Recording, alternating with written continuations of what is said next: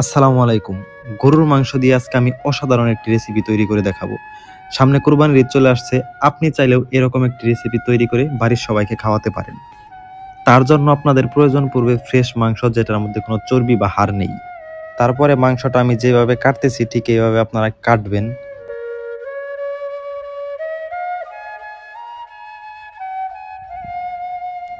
তারপরে আমার মাংসটা কাটা শেষ হওয়ার পর আমার মাংসের মধ্যে লবণ, কর্নফ্লাওয়ার আর তারপরে হচ্ছে আপনার সয়া সস এইগুলা দিয়ে আমি মাংসটা সুন্দর করে মেখে এক জায়গায় রেখে দিব। আর যে আমার ডিমগুলো লাগবে ওই ডিমগুলো আমি সুন্দর করে ভেঙে তারপরে ডিমগুলো আপনি মিক্স করে ওই মাংসর সাথে আর কি রেখে দিব।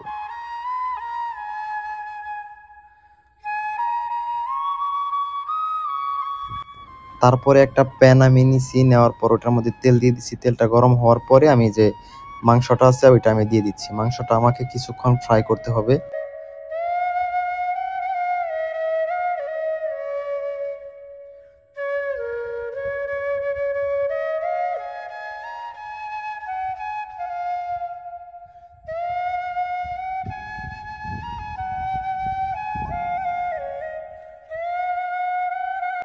তারপরে আমি দিয়ে দিচ্ছি আদা এবং রসুন কুচি।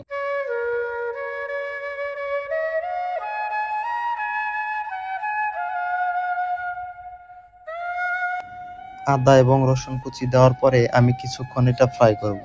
ফ্রাই করার পর আমি যে ডিমগুলো রাখছিলাম ভেঙে ওইগুলো আমি এখানে দিয়ে দিব।